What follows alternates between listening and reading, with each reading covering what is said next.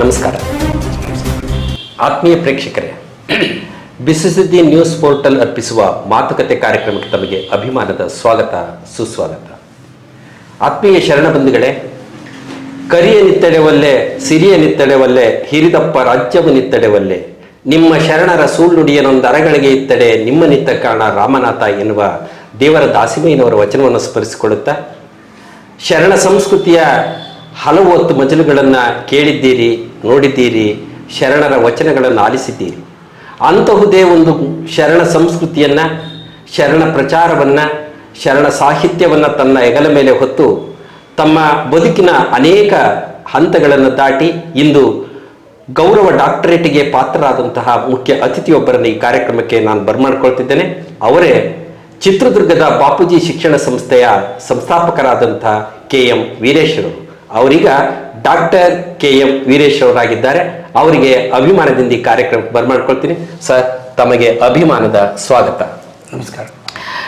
Doctor KM Veeresh ಅವರು ಬಾಲ್ಯದ ಬದುಕನ್ನು ಕಟ್ಟಿಕೊಂಡು ಒಂದಷ್ಟು ಬಾಲ್ಯದಲ್ಲಿ ಬರೀ ವೀರೇಶರಾಗಿದ್ದವರು ಈ ಹೊತ್ತು ಈ ಹಂತಕ್ಕೆ ಅಂದರೆ ಡಾಕ್ಟರೇಟ್ ಪದವಿಯನ್ನು ಪಡೆದು ಅಖಿಲ ಭಾರತ ಶರಣ ಸಾಹಿತ್ಯ ಸಮ್ಮೇಳನದ ರಾಜ್ಯ ಘಟಕದ ಉಪಾಧ್ಯಕ್ಷರಾಗಿ ಒಂದು ಶಿಕ್ಷಣ ಸಂಸ್ಥೆಯನ್ನು ಕಟ್ಟಿ ಈ ನಾಡಿನ ಶೈಕ್ಷಣಿಕ ಪ್ರಸಾರಕ್ಕೆ, ಕಲಾ ಪ್ರಸಾರಕ್ಕೆ, ಸಾಹಿತ್ಯ ಸಂಸ್ಕೃತಿಯ ಸಂವರ್ಧನೆಗೆ ತಮ್ಮನ್ನು ತಾವು ಸಮರ್ಪಿಸಿಕೊಂಡಿದ್ದೀರಿ. ಬಹುದೊಡ್ಡದಾದಂತಹ ಒಂದು ಕಾಯಕದಲ್ಲಿ ತೊಡಗಿರುವ ನೀವುಗಳು ಬಾಲ್ಯದಲ್ಲಿ ಬೆಳೆದು ಬಂದ ಬಗೆ ಹೇಗಿತ್ತು? ನಾವು ಮೂಲ ಬಳ್ಳಾರಿ ಜಿಲ್ಲೆಯ ಕೂಡ್ಲಿಗಿ ತಾಲೂಕು ಕಾನಾಮಡುಗು ಅಂತ. ಅದು ಕಾನಾಮಡುಗು ಒಂದು ಶರಣರ ಮಠ. 17ನೇ ಶತಮಾನದಿಂದ ಮುರುಘಾಶಾಂತವೀರ ಸ್ವಾಮಿಗಳ ಕೃಪಾಶೀರ್ವಾದ ಪಡೆದಂಥ ಅಲ್ಲಿ ಶರಣರು ಬೆಳೆದಂಥ ನಾಡು.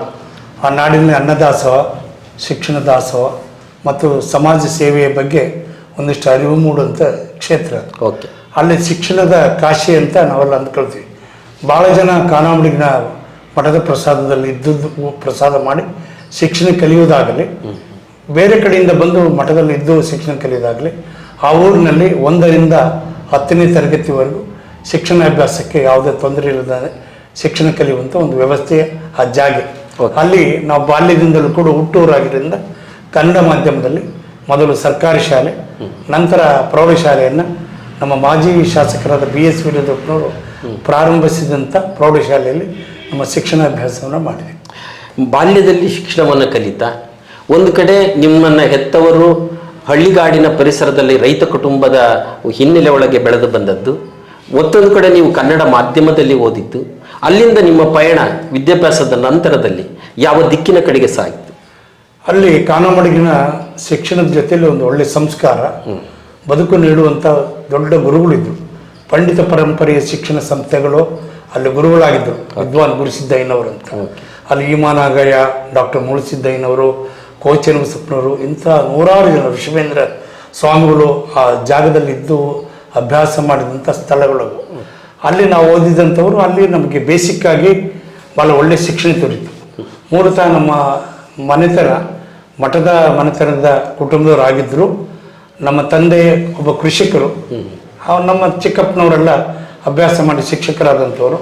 ನಮ್ಮ ತಾಯಿ ಅನಕ್ಷರಸ್ಥರಾಗಿದ್ದರೂ ಕೂಡ ಮಕ್ಕಳು ತುಂಬ ಒಳ್ಳೆಯ ರೀತಿಯಲ್ಲಿ ಶಿಕ್ಷಣವನ್ನು ಕಲಿಬೇಕು, ಸಂಸ್ಕಾರವನ್ನು ಕಲಿಬೇಕು, ಬದುಕನ್ನು ಕಟ್ಟಿಕೊಳ್ಬೇಕನ್ನುವ ಹಂಬಲ, ಆಸೆ ಅವರಿಗಿದ್ದರಿಂದ ಅವರ ಪ್ರಯತ್ನ, ಅವರ ಪೂರಕ ನಮ್ಮ ಮೇಲಿರುವಂಥ ಜವಾಬ್ದಾರಿಯುತವಾಗಿರುವಂಥ ನಮ್ಮ ಪ್ರಯತ್ನದೊಂದಿಗೆ ಇದ್ದಿದ್ದರಿಂದ ಅವರ ಮಾರ್ಗದರ್ಶನ ನಾವು ಚೆನ್ನಾಗಿ ಶಿಕ್ಷಣ ಕಲಿತು ಮುಂದೆ ನಾವು ನಿಮಗೆ ವಿಶೇಷ ಅಂದರೆ ಕೊಟ್ಟೂರಿನ ಒಂದು ಕೊಟ್ರೇಶನ ಒಂದು ಕ್ಷೇತ್ರ, ಅಲ್ಲಿ ಬಳ್ಳಾರಿಯ ವಿವಿ ಸಂಘದ ಶಿಕ್ಷಣ ಸಂಸ್ಥೆಗಳು ಅಲ್ಲಿ ಬಹಳ ಇದ್ದು, ಅಲ್ಲಿ ಕೂಡ ಮಾಜಿ ಶಾಸಕರಾದ ವೀರಪ್ಪನವರು, N ತಿಪ್ಪಣ್ಣಂಥವರು ಆ ಸಂಸ್ಥೆಯ ಪದಾಧಿಕಾರಿಗಳಿಂದ ಅನೇಕ ರೈತ ಮಕ್ಕಳಿಗೆ, ಬಡ ವಿದ್ಯಾರ್ಥಿಗಳಿಗೆ ಶಿಕ್ಷಣ ಕೊಡುವಂಥ ಆ ಕೊಟ್ಟೂರಿನಲ್ಲಿ PUC ಇಂದ ಮತ್ತು ನಾವು BCom ವರೆಗೂ ಅಲ್ಲೇ ಅಭ್ಯಾಸ ಮಾಡ್ತೀವಿ.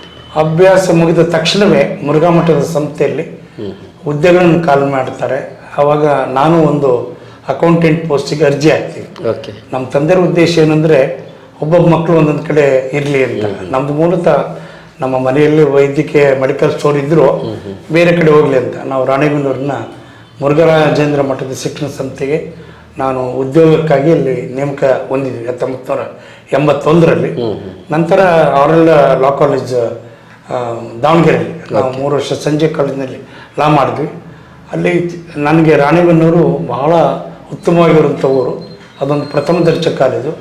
ಅಲ್ಲಿಯ ಸಂಸ್ಕಾರ, ಶಿಕ್ಷಣ, ಮುರುಘಾ ಮಠದ ಆಶ್ರಯದಲ್ಲಿ ನಾವೆಲ್ಲ ಚೆನ್ನಾಗಿ ಬೆಳೆದು ಕೆಲವೇ ದಿನದಲ್ಲಿ ನಮ್ಮ ಶಿಸ್ತು, ನಮ್ಮ ಕೆಲಸದ ಬಗ್ಗೆ, ನಮ್ಮ ಬಗ್ಗೆ ಇರುವಂಥ ಗೌರವದ ಆಧಾರದ ಮೇಲೆ ಪೂಜ್ಯ ಲಿಂಗೈಕ್ಯ ಮಲ್ಲಿಕಾರ್ಜುನ ಜಗದ್ದಳು ಅಂದಿನ ಮುರುಘಾ ಮಠದ ಪೀಠಾಧ್ಯಕ್ಷರಾಗಿದ್ದರು. ಅವರು ನಮ್ಮನ್ನು ಮೇಲಿಂದ ಮೇಲೆ ಸಂಪರ್ಕಿಸಿ ಬೇರೆ ಬೇರೆ ಕೆಲಸಗಳನ್ನು ಮತ್ತು ಕಾರ್ಯಗಳನ್ನು ಜವಾಬ್ದಾರಿ ಕೊಟ್ಟ ಮೇಲೆ ಆ ಕೆಲಸ ನಿರ್ವಹಣೆ ಮಾಡುವ ಸಂದರ್ಭದಲ್ಲಿ ನಮ್ಮ ಪ್ರೀತಿಯಿಂದ SK ಬಸವರಾಜನವರು ಮಠದ ಆಡಳಿತಾಧಿಕಾರಿಗಳಾಗಿದ್ದರು.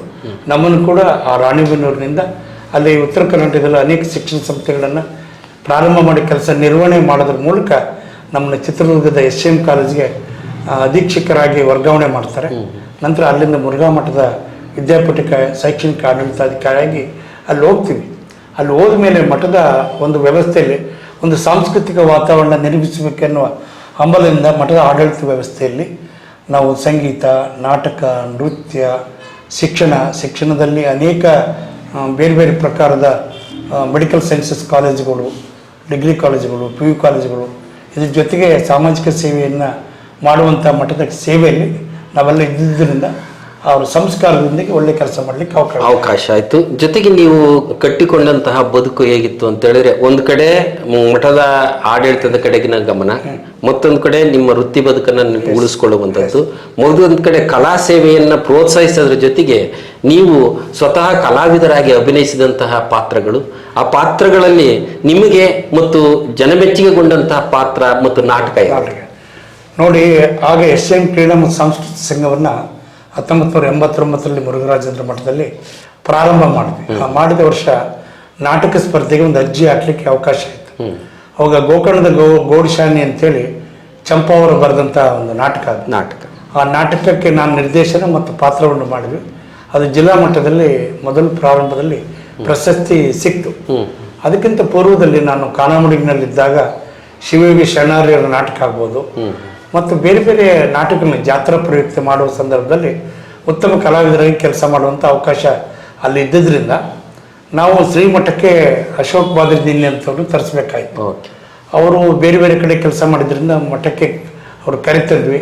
ಅವರು ಕೆಲವು ನಾಟಕಗಳನ್ನು ನಿರ್ದೇಶನ ಮಾಡುವ ಪ್ರಯತ್ನ ಮಾಡಿದ್ರು.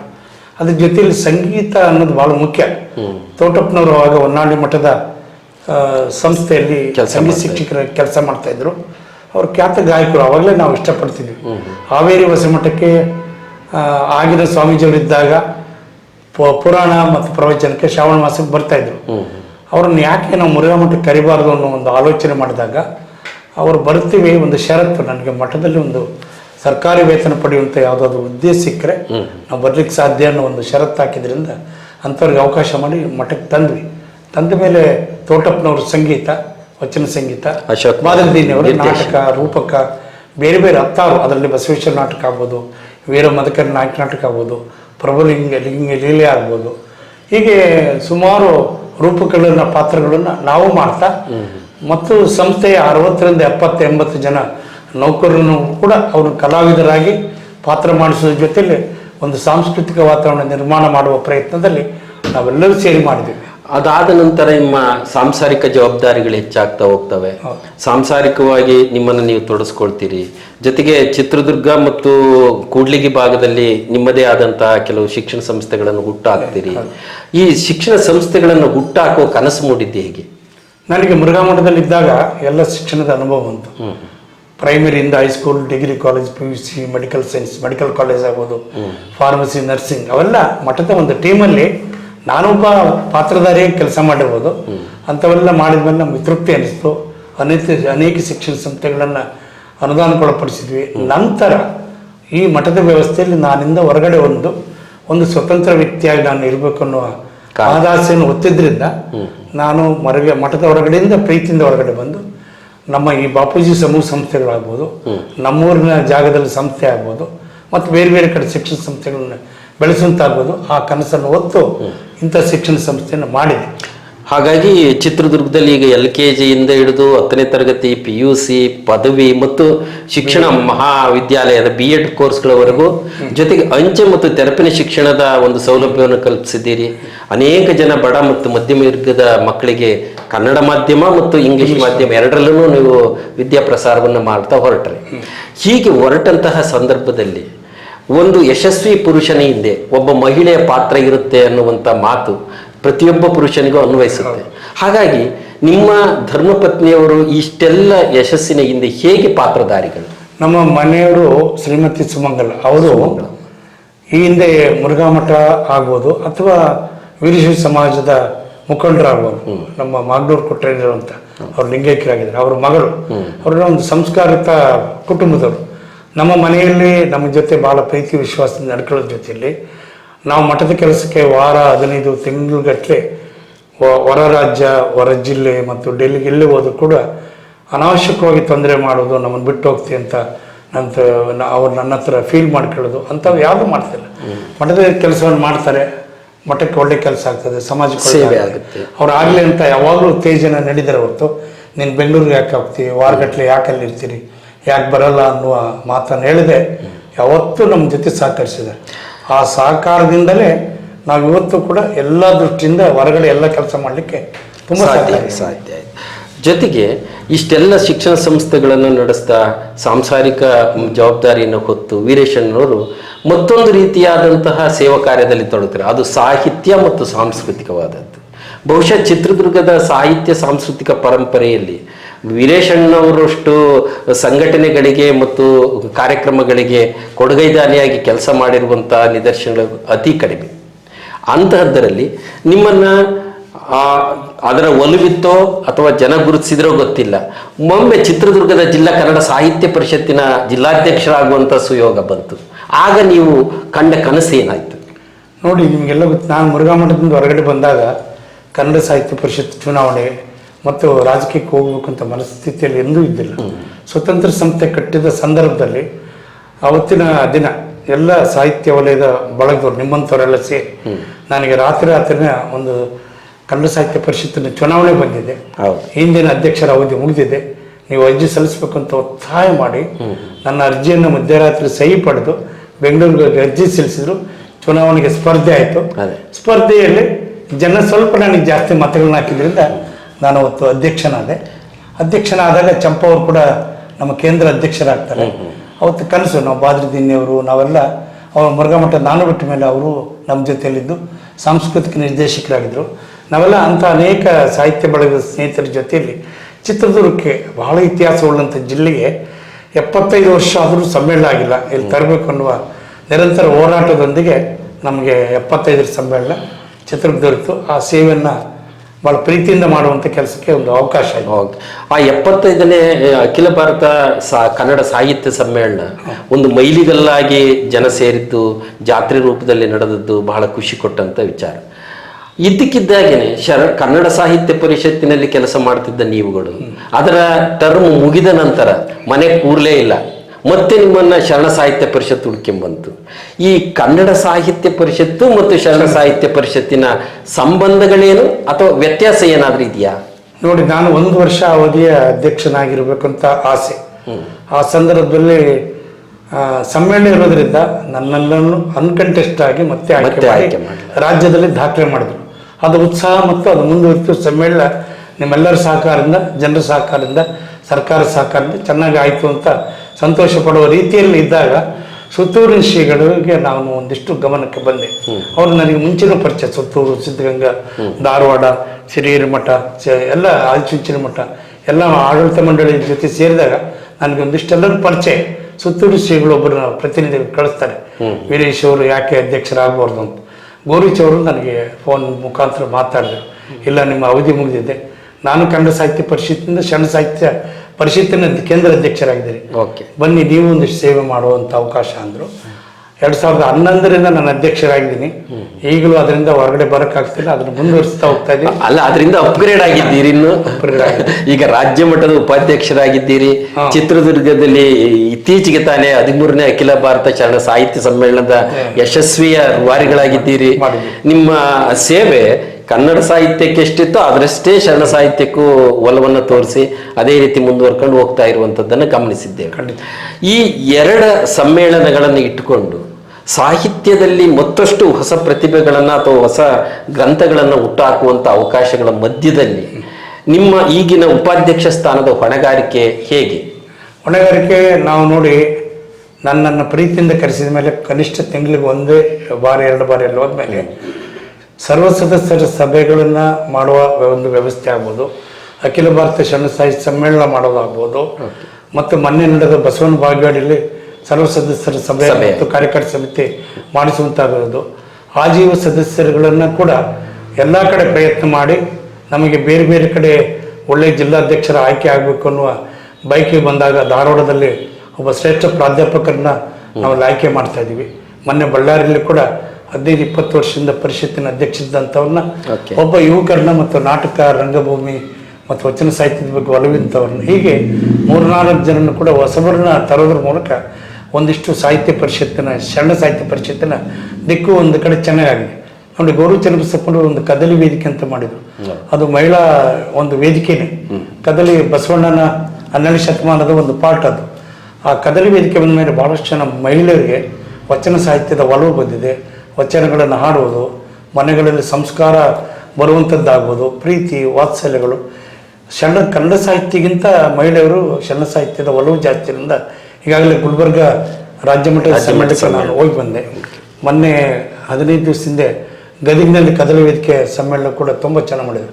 ಅರ್ಥಗರ್ಭಿತವಾಗಿ ವಚನ ಸಂಪುಟ ವಚನದ ಪುಸ್ತಕಗಳನ್ನು ಹೊತ್ಕೊಂಡು ಮಹಿಳೆಯರು ಬೆಳಗಿನ ಸಾಯಂಕಾಲವರೆಗೆ ಇರುವಂಥದ್ದು, ಅವರ ಆತ್ಮಸ್ಥೈರ್ಯ, ಅವರ ಜೀವನದಲ್ಲಿ ತೊಡಗಿಸಿಕೊಂಡಿರುವಂಥ ಒಂದು ನೋಡಿದರೆ ಒಂದು ಹೊಸ ಸುಳಿವು, ಒಂದು ಹೊಸ ಗಾಳಿ ಬರ್ತಾ ಇದೆ. ಮನೆಯಲ್ಲಿ ತಾಯಿ ಅಕ್ಷರಸ್ಥರಾದರೆ, ಸಂಸ್ಕಾರಸ್ಥರಾದರೆ ಮನೆ ಕುಟುಂಬದ ಸಂಸ್ಕಾರ ಆಗುವಂಥ ರೀತಿಯಲ್ಲಿದೆ ಅನ್ನೋದು. ಈಗ ನೋಡಿ, ಗೌರವ ಚನ್ನಬಸಪ್ಪನು ಈಗಾಗಲೇ 97 ವರ್ಷ ಅವಧಿಯಲ್ಲಿ ಇದ್ದಾರೆ. ಅಷ್ಟೊಂದು ವಯಸ್ಸಿನ ವ್ಯಕ್ತಿಯಾಗಿದ್ದರು ಅಷ್ಟೊಂದು ದೂರದ ಬಸವಣ್ಣ ಬಾಡಿಗೆ ಬರ್ತಾರೆ.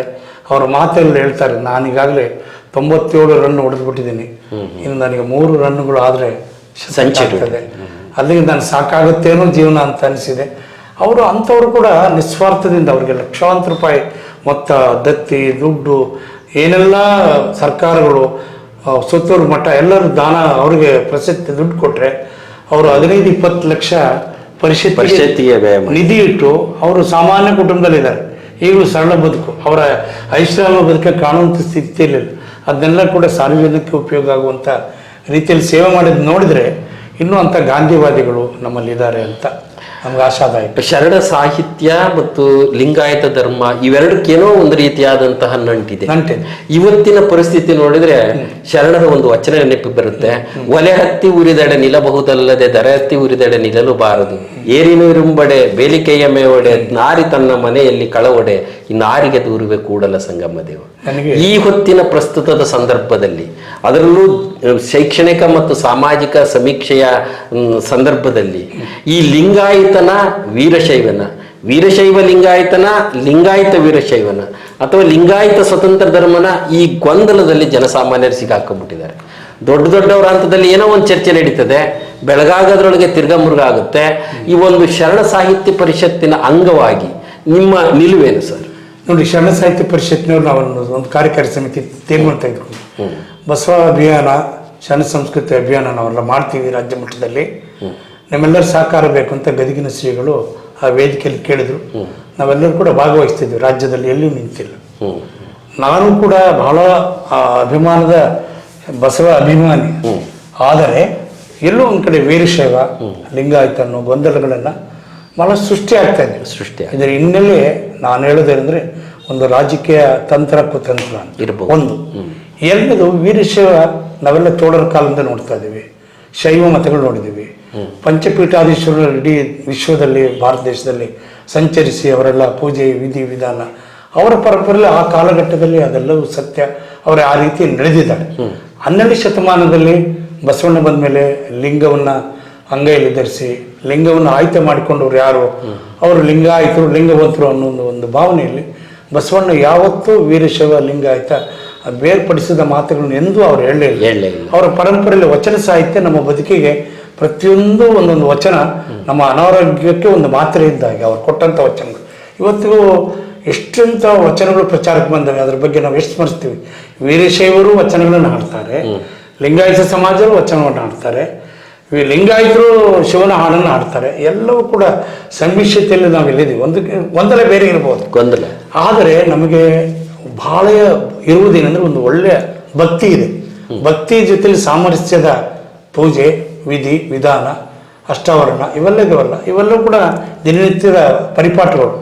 ಅದನ್ನು ನಾವು ವಚನ ಸಾಹಿತ್ಯಕ್ಕೆ ಒತ್ತು ಜಾಸ್ತಿ ಕೊಡ್ತಾ ಇದ್ದೀವಿ. ಕೊಡಬಾರ್ದು ಅಂತ ನಾವು ಎಲ್ಲೇ ಹೇಳಿಲ್ಲ, ಅವ್ರ ಜೊತೆ ನಾವು ಇದ್ದೀವಿ. ಆದರೆ ವೀರಶೈವರು ಬೇರೆ, ಲಿಂಗಾಯತರು ಬೇರೆ, ಹಿಂದೂಗಳು ಬೇರೆ, ಇನ್ನೊಬ್ಬರು ಬೇರೆ, ಕ್ರಿಶ್ಚಿಯನ್ಸ್ ಬೇರೆ. ನಾವು ಪ್ರತ್ಯೇಕ ಧರ್ಮ ಅನ್ನೋದೇನು ಹೊರಟಿದೆಯಲ್ಲ, ಇದು ದೊಡ್ಡ ದೊಡ್ಡ ಜಾಮದಾರರಂಥವರು ಕೂಡಲ ಸಂಗಮದ ಕೆಲಸವನ್ನು ಪಟೇಲರು ಇದ್ದಾಗ ತುಂಬ ಶಾಶ್ವತವಾಗಿ ಕೆಲಸವನ್ನು ಮಾಡಿದ್ದಾರೆ. ಶಂಕರ ಬಿದಿರಿ ಅಂತವರು ಅವರೆಲ್ಲ ದೊಡ್ಡ ದೊಡ್ಡ ಅಧಿಕಾರಿಗಳು ಉತ್ತರ ಕರ್ನಾಟಕದಿಂದ ಬಂದಂಥ ವೀರಶೈವ ಪರಂಪರೆಯಲ್ಲೇ ಬಂದಂಥವ್ರು ಎಲ್ಲರೂ ನಾವೆಲ್ಲಿದ್ವಿ. ಇಲ್ಲಿ ಬಹುತೇಕ 90% ವೀರಶೈವ ಲಿಂಗಾಯತ ಅಂತೇಳಿ ಇವತ್ತೆಲ್ಲ ಪೀಠಾಧ್ಯಕ್ಷರಾಗಿದ್ದಾರೆ. ವೀರಶೈವರು ಅಂದ್ಕೊಂಡು ಜಗದ್ಗುರುಗಳಾಗಿದ್ದಾರೆ, ವೀರಶೈವ ಅಂದ್ಕೊಂಡು ಎಲ್ಲದೂ ಇದ್ದಾರೆ. ಇದೆಲ್ಲದನ್ನು ನೋಡಿದಾಗ ಗೊಂದಲದ ಗೂಡುಗಳನ್ನು ನಾವೇ ಮಾಡೋದು. ಬಸವಣ್ಣ ಒಂದೇ ಮಾತಾಡಿದ್ರು, ಇವನಾರವ ಅನ್ನುವ ವಚನ ಒಂದು ಲೆಕ್ಕ ಹಾಕಿದರೆ ಅದರಲ್ಲಿ ಎಷ್ಟು ಕಲ್ಲೊಳಗೆ ಒಂದುಂಟು, ಮನದೊಳಗೆ ಅಗ್ನಿ ಉಂಟು, ಹಾಲೊಳಗೆ ತುಪ್ಪ ಉಂಟು, ಆತ್ಮದಲ್ಲಿ ಶಿವನಿವನು ಅಂತ ಬಸವಣ್ಣ ಹೇಳಿದಂಥ ವಚನವನ್ನು ಕೂಡ ನಾವು ಸ್ಮರಿಸಿಕೊಳ್ಳದೆ ಬೇರೆ ಬೇರೆ ದಿಕ್ಕಿನಲ್ಲಿ ಹೋಗ್ತಾ ಇರೋದು. ನಾನು ಇದರಲ್ಲಿ ಪದಾಧಿಕಾರಿ ಇದ್ದೀನಿ. ನಾಳೆ 28ನೇ ತಾರೀಕು ಚಿತ್ರಕ್ಕೆ ಬರ್ತದೆ, ಅದರಲ್ಲಿ ನಾನು ಪ್ರಮುಖ ಪಾತ್ರ ನಂದಿದೆ.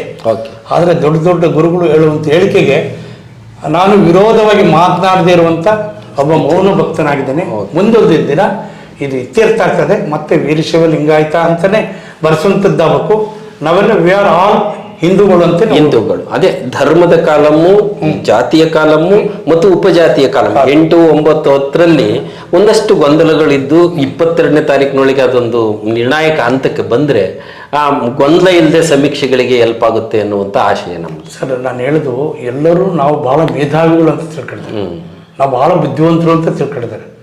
ಕೆಲವೇ ವಚನಗಳ ಆಧಾರಿತವಾಗಿ ನಾನು ಬಹಳ ಒಬ್ಬ ಸಂಶೋಧಕರಂತೆ ಜಾಸ್ತಿ ಅಂತ ಕೆಲವು ತಿಳ್ಕೊಂಡಿದ್ದಾರೆ. ಇವರಿಗೆ ತಿಳಿಸೋದು ತುಂಬಾ ಕಷ್ಟ. ಆಮೇಲೆ ಮನಪರಿವರ್ತನೆ ಆಗಬೇಕು. ನಾನು ಎಲ್ಲಿದ್ದೀನಿ, ನಾನು ಏನು ಮಾತಾಡ್ತೀನಿ, ಯಾರಿಗೂ ನೋವಾಗಬಾರ್ದು. ವೀರಶೈವ ಲಿಂಗಾಯತರು ನಾವು ಯಾರಿಗೂ ನೋವು ಮಾಡಲ್ಲ.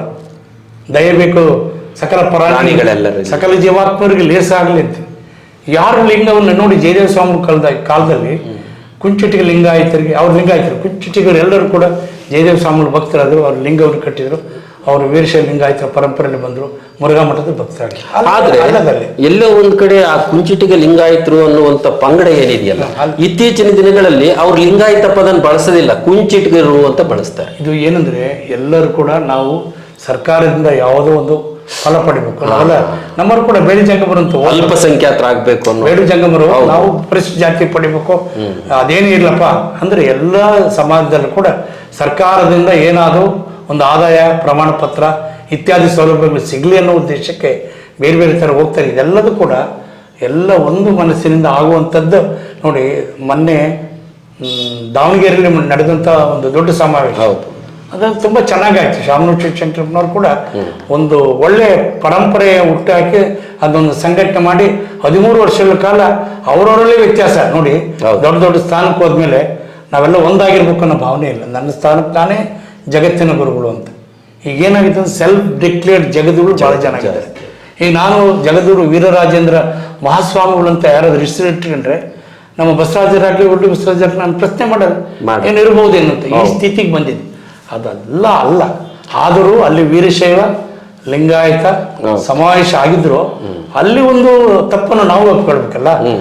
ರೇಣುಕರ ಒಂದು ದೊಡ್ಡ ಫೋಟೋ ಇದೆ, ಅದ್ರ ಜೊತೆಲಿ ಬಸಣ್ಣ ಕೂಡ ಸಮಾಜ ಸುಧಾರಕ ಒಂದು ಫೋಟೋ ಅವತ್ತು ಯಾರಾದರೂ ನೆನ್ಪು ಮಾಡಿಟ್ಟಿದ್ರೆ ಅಂಥದ್ದನ್ನು ಯಾರು ಪ್ರಶ್ನೆ ಮಾಡ್ತಿದ್ದಾರೆ. ಅಂತ ಸಣ್ಣ ಪುಟ್ಟ ತಪ್ಪುಗಳು ದೊಡ್ಡ ದೊಡ್ಡವರಿಂದ ಆಗುವುದನ್ನು ನೋಡಿದಾಗ ನಾವೆಲ್ಲ ಎಲ್ಲಿ ಹೋಗ್ತೀವಿ ಅಂತ ನಮಗೂ ಒಂಥರ ಖಂಡಿತ ನೋವಾಗ್ತದೆ. ಒಟ್ಟಾರೆ ಈ ಧರ್ಮ ಸಂಘರ್ಷ, ಜಾತಿ ಒಂದು ಸಮೀಕ್ಷೆಗಳ ವ್ಯತ್ಯಾಸಗಳು ಬೇಗ ಮರೆಯಾಗುವಂಥ ದಿನಗಳನ್ನು ಎದುರು ನೋಡ್ತಾ ಈಗ ಈ ಹೊತ್ತಿನ ಧಾರ್ಮಿಕ ಮತ್ತು ಸಾಮಾಜಿಕ ವ್ಯವಸ್ಥೆಯೊಳಗೆ ಬದುಕು ಏನೋ ಒಂದು ರೀತಿಯಲ್ಲಿ ದಿಕ್ಕು ತಪ್ಪಿದ, ಅತಂತ್ರಕ್ಕೆ ಸಿಕ್ಕಾಕೊಂಡ, ತಳಮಳಕ್ಕೆ ಒಳಪಡಿಸುವ, ಯಾವುದನ್ನು ನಂಬಿ ಬದುಕು ಕಟ್ಟಿಕೊಳ್ಬೇಕು ಅಂತೇಳಿ ಒದ್ದಾಡುವಂಥ ಜನಸಾಮಾನ್ಯರಿಗೆ ನೀವು ಒಬ್ಬ ಆ ಸಮಾಜಗಳ ಬಂಧುವಾಗಿ ಅಥವಾ ಮುಖಂಡರಾಗಿ ಒಬ್ಬ ನಾಯಕತ್ವದ ಗುಣವುಳ್ಳವರಾಗಿ ನೀವು ಏನನ್ನು ಹೇಳಕ್ ಬಯಸ್ತೀರಿ?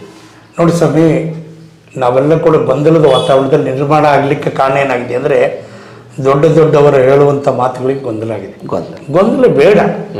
ನಾವು ಯಾವ ಪರಂಪರೆಯಲ್ಲಿ ಬಂದಿದ್ದೀವೋ ಒಟ್ಟಾರೆ ವೀರಶೈವ ಲಿಂಗಾಯತ ಪರಂಪರೆ ನಾವಿದ್ದೀವಿ. ನಾವು ಈ ಪ್ರೆಸೆಂಟ್ ಲಿಂಗವನ್ನು ಪೂಜೆ ಮಾಡ್ತೀವಿ, ದೇವರನ್ನು ಪೂಜೆ ಮಾಡ್ತೀವಿ. ಬೇಡ ಅಂದರೆ ಇನ್ನೊಂದು 4 ದೇವರು ತಂದು ನಾವು ಪೂಜೆ ಮಾಡ್ತೀವಿ. ಕಾರಣ ಏನಂದರೆ ನಮ್ಗೆ ಯಾವುದ್ರ ಮೇಲೆ ನಂಬಿಕೆ ಇದೆಯೋ ಅದು ನಂಬಿಕೆ ಭಾಳ ಮುಖ್ಯ.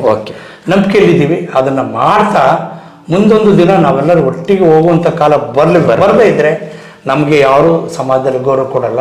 ಇವತ್ತು ಎಲ್ಲ ಧರ್ಮದಲ್ಲಿ ಕ್ರಿಶ್ಚಿಯನ್ ಕನ್ವರ್ಟ್ ಆಗಿದ್ದಾರೆ. ಕುರುಬರಲ್ಲಿ ಎಷ್ಟು ಜನ ಕ್ರಿಶ್ಚಿಯನ್ಸ್ ಕನ್ವರ್ಟ್ ಆಗಿದ್ದಾರೆ, ಎಲ್ಲ ಜಾತಿಯಲ್ಲಿ ಆಗಿದ್ದಾರೆ. ಇದು ಒಂದು ಕ್ರಿಶ್ಚಿಯನ್ ಒಂದು ಕ್ಷೇತ್ರ ಆಗಬಾರ್ದು. ಮತ್ತೆ ಅದು ಆಗಬಾರ್ದು ಅನ್ನೋದಕ್ಕಿಂತ ನಮ್ಮ ಪರಂಪರೆಯನ್ನು ಉಳಿಸ್ಕೋಬೇಕು. ನಮ್ಮಲ್ಲಿರುವ ಧರ್ಮ, ನಮ್ಮಲ್ಲಿರುವ ಒಂದು ಮೂಲ ತತ್ವಗಳನ್ನು ಆಚರಣೆ ನಿಜಾಚರಣೆ ಯುವ ಸಮೂಹಕ್ಕೆ ಒಂದು ಒಳ್ಳೆ ಸಂದೇಶ ಕೊಡುವಂತ ದಿನಮಾನಗಳನ್ನು ಕಾಣೋಣ ಅಂತೇಳಿ ಆಶಯ ವ್ಯಕ್ತಪಡಿಸ್ತಾ, ನೀವೀಗ ಒಂದು ಶಿಕ್ಷಣ ಸಂಸ್ಥೆಯ ಸಂಸ್ಥಾಪಕರಾಗಿ ಅದರಲ್ಲಿ ಆಸುವಕ್ಕಾಗಿ ನಿಮ್ಮನ್ನು ತೊಡಸ್ಕೊಂಡಿದ್ದೀರಿ. ಆ ಹೊತ್ತಿನ ನಿಮ್ಮ ಬಾಲ್ಯದ ಶಿಕ್ಷಣ ಈ ಹೊತ್ತಿನ ಶಿಕ್ಷಣಕ್ಕಿರುವ ವ್ಯತ್ಯಾಸ ಏನು? ಶಿಕ್ಷಣ ನಾವೆಲ್ಲ ಇದ್ದಾಗ ಶಿಕ್ಷಣಕ್ಕೆ ಒಂದಿಷ್ಟು ಶಿಕ್ಷೆ ಇತ್ತು, ಭಯ ಇತ್ತು. ಆಮೇಲೆ ಇಷ್ಟು ಆಗಬೇಕು ಅಂತ ಇದ್ರೆ ಅಷ್ಟು ಆಗಬೇಕಾಗಿತ್ತು. ಅದ್ರ ಜೊತೆಯಲ್ಲಿ ಮನೆ ಕೆಲಸ, ಕೃಷಿ ಕೆಲಸ, ಶಿಕ್ಷಣದ ಕೆಲಸ, ಪರೀಕ್ಷೆ ಕೆಲಸ, ಅಂಕದ ಪಡೆಯುವಂಥದ್ದಾಗಲಿ, ಬಂಧು ಬಾಂಧವಗಳ ಜೊತೆಯಲ್ಲಿ ಸಮ್ಮಿಶ್ರ ಆಗುವುದಾಗಲಿ, ಎಲ್ಲರ ಜೊತೆ ಇರುವುದಾಗಲಿ, ದೊಡ್ಡಪ್ಪ ಚಿಕ್ಕಮ್ಮ ತಾತ ಅಜ್ಜಿ ಅಜ್ಜ ಎಲ್ಲರ ಜೊತೆ ಒಡಗೂಡುವಂಥ ಕಾಲ ಏನಿತ್ತಲ್ಲ ಆ ಕಾಲ ಈಗಿಲ್ಲ. ನಮ್ಮ ಮಕ್ಕಳಿಗೆ ಅವ್ರು ದೊಡ್ಡಪ್ಪ ಯಾರು ಚಿಕ್ಕಪ್ಪ ಯಾರು ಅಂತ ಪರಿಚಯಿಸಿಕೊಡುವಂಥ ಕಾಲ ಬಂದಿದೆ. ಪರಿಚಯಿಸಿದ್ರು ಕೂಡ ಆತ್ಮೀಯವಾಗಿ ಹೌದು ನೀವು ಮೊನ್ನೆ ಸಿಕ್ಕಿದ್ರಿ ನಮ್ಮ ಚಿಕ್ಕಪ್ಪ ಅಂತ ಕೇಳಿ ಗೊತ್ತಾಯ್ತು, ನಮಸ್ಕಾರ ಅನ್ನುವ ರೀತಿಯಲ್ಲಿ ಈಗಿನ ಪರಂಪರೆ ಯುವ ಮನಸ್ಸುಗಳಿಗೂ ಬರ್ತಾ ಇಲ್ಲ. ಎಷ್ಟು ಸಾಧ್ಯವೂ ದೂರ ಇದ್ದಷ್ಟು ನಾವು ಚೆನ್ನಾಗಿರ್ತೀವಿ. ಈ ಮೊಬೈಲ್ ಜೊತೆ ಇವೆಲ್ಲ ಬಂದು ಆ ಸಂಪರ್ಕದ ಜೊತೆಯಿಂದ ಬಂಧು ಬಾಂಧವಗಳನ್ನೆಲ್ಲ ಕಳಿಸಿ ದೂರ ಇಡುವಂಥ ಒಂದು ಕಾಲ. ಎರಡನೇದು ಶಿಕ್ಷಣ ದ್ವಂದ್ವ ಇದೆ. ಯಾವುದನ್ನು ಪರಿಚಯಿಸಬೇಕು, ಯಾವುದನ್ನು ಮಕ್ಕಳಿಗೆ ಶಿಕ್ಷಣ ಕೊಡಬೇಕು. ರಾಜ್ಯ ಸರ್ಕಾರಗಳು ಬಹಳ ಕ್ಷೀಣ ಸ್ಥಿತಿಯಲ್ಲಿ ಇವತ್ತು ಶಿಕ್ಷಣ ಕೊಡುವಂಥ ಪದ್ಧತಿಗಳು ನಮಗೆ ಬಂದಿದ್ದಾವೆ. ಇವತ್ತು ನಾವೆಲ್ಲ ಮಗ್ಗಿಗಳನ್ನು 15 ಅಂದರೆ ಎಷ್ಟು ಅಂತ ಹೇಳ್ತೀವಿ, 10 ಎಷ್ಟು ಅಂದರೆ ಅಷ್ಟು ಹೇಳ್ತೀವಿ. ಈಗ ಅದಕ್ಕೆ ಪ್ರತಿಯೊಂದು ಕ್ಯಾಲ್ಕುಲೇಟರ್ ಅನ್ನೋದು ಬಂದಿದ್ದರಿಂದ ಮನಸ್ಥಿತಿಯಲ್ಲೂ ಕೂಡ ಲೆಕ್ಕಾಚಾರ ಇಲ್ಲ, ಜೀವನ ಅನ್ನೋದು ಲೆಕ್ಕಾಚಾರ ಇಲ್ಲ, ಶಿಕ್ಷಣ ಅನ್ನೋದು ಒಂದು ಲೆಕ್ಕಾಚಾರ ಇಲ್ಲ.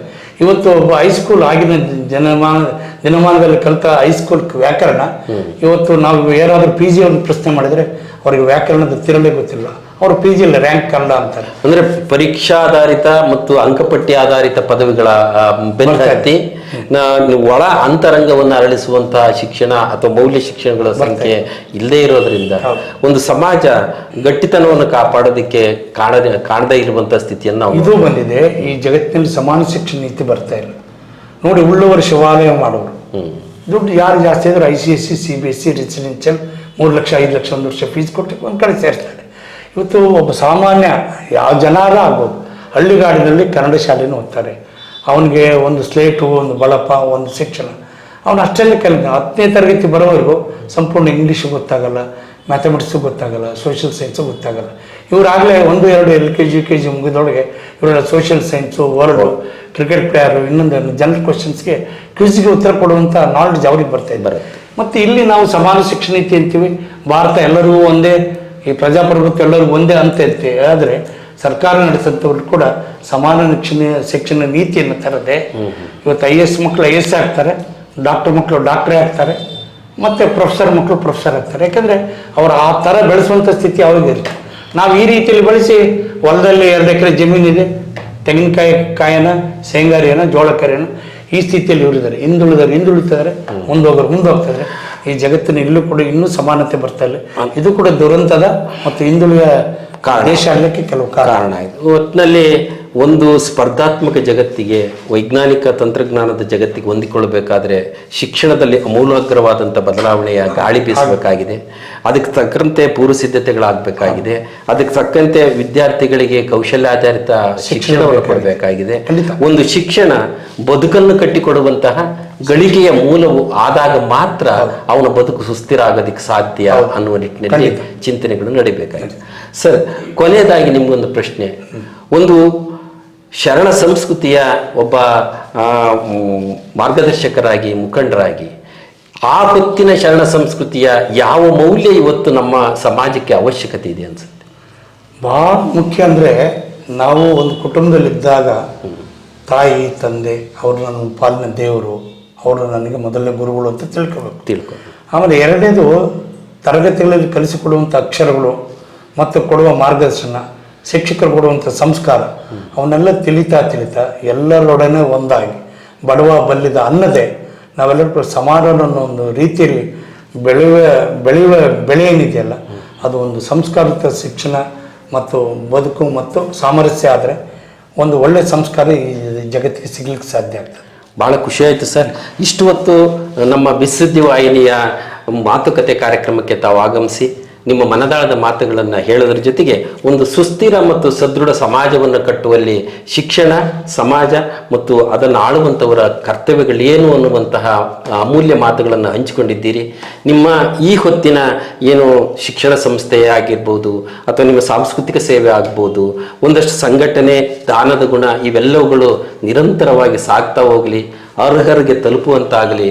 ಆ ನಿಟ್ಟಿನಲ್ಲಿ ನಿಮ್ಮ ಸೇವೆ ನಿಮಗೆ ಮತ್ತು ನಿಮ್ಮ ಕುಟುಂಬ ವರ್ಗಕ್ಕೆ ಒಂದು ಉತ್ತಮವಾದಂತಹ ಆಶೀರ್ವಾದವನ್ನು ಕೊಡುವಂಥ ದೇವರ ಕೃಪೆ ನಿಮ್ಮ ಮೇಲೆ ಇರಲಿ ಅಂತೇಳಿ ನಮ್ಮ ಬಿಸುದ್ದಿ ವಾಹಿನಿಯ ಬಳಗದ ಕಾರ್ಯಕ್ಕೆ ಹೋಗೊಟ್ಟು ಇಲ್ಲಿಗೆ ಆಗಮಿಸಿದ್ದಕ್ಕಾಗಿ ನಿಮಗೆ ತುಂಬ ಹೃದಯದ ಧನ್ಯವಾದಗಳು. ಧನ್ಯವಾದ ಗುರು ಉರುಳಿ ಬಸವರಾಜ್ ಸರ್. ನನಗೂ ಕೂಡ ಈ ಜಗತ್ತಿನಲ್ಲಿ ಧಾರ್ಮಿಕ ಗುರುಗಳ ಬಗ್ಗೆ ಎಷ್ಟು ಮಟ್ಟಿಗೆ ನಂಬಿಕೆ ಇದೆಲ್ಲ ಗೊತ್ತಿಲ್ಲ. ಇವತ್ತಿಗೂ ನನಗೆ ಶಿಕ್ಷಕರು ಅಂದರೆ ಭಾಳ ಪ್ರೀತಿ. ಬಹುಶಃ ನನಗೆ, ನಾನು ಅದು ಹೊಗಳಿಕೆ ಅಂತಲ್ಲ, 2003ರಿಂದ ನಾನು ಸ್ವತಂತ್ರ ವ್ಯಕ್ತಿ ಆದ ಮೇಲೆ ಶಿಕ್ಷಕರ ದಿನಾಚರಣೆಗೆ ಎಷ್ಟು ಜನ ಶಿಕ್ಷಕರು ಇರ್ತಾರೋ ಅಷ್ಟು ಜನ ಅವ್ರ ಹತ್ರ ಹೋಗ್ಬಿಟ್ಟು ನಾನು ಒಂದಿಷ್ಟು ಪ್ರಸಾದ ಮಾಡಿಸ್ಬಿಡ್ತೀನಿ. ಈ ಜಗತ್ತಿನಲ್ಲಿ ಎಲ್ಲದೂ ಬೇಕು ಅಂತದೆ ಮನಸ್ಸು, ಅದರ ಪ್ರಸಾದ ಮಾತ್ರ ಸಾಕು ಅಂತದೆ. ಅದರಿಂದ ಆ ಗುರುಗಳಿಗೆ ಗೌರವಿಸೋದ್ರ ಮೂಲಕ ಅವರ ಸ್ಥಾನ ಹೆಚ್ಚಲಿ, ಅವರ ಸೇವೆ ಮಟ್ಟಕ್ಕೆ, ಸಂಸ್ಥೆಗಳಿಗೆ, ಸಮಾಜಕ್ಕೆ ಒಳ್ಳೆಯದು ಜಾಸ್ತಿ ಆಗಲಿ ಅಂತ ಆಶಯದೊಂದಿಗೆ ನನ್ನ ಈ ಮಾತುಗಳಿಗೆ ಮುಗಿಸಲು ಪ್ರಯತ್ನ ಮಾಡ್ತೀನಿ. ಪ್ರೇಕ್ಷಕರೇ, ಇವತ್ತಿನ ಮಾತುಕತೆಯಲ್ಲಿ ಡಾಕ್ಟರ್ ಕೆ.ಎಂ. ವೀರೇಶ್ ಅವರ ಮನದಾಳದ ಮಾತುಗಳನ್ನು ಆಲಿಸಿದ್ದೀರಿ. ಮುಂದಿನ ಬಾರಿ ಮತ್ತೊಬ್ಬ ಮಿತ್ರರೊಂದಿಗೆ, ವ್ಯಕ್ತಿತ್ವದೊಂದಿಗೆ ಭೇಟಿಯಾಗ್ತೀನಿ. ಅಲ್ಲಿಯವರೆಗೂ ನಮಸ್ಕಾರ.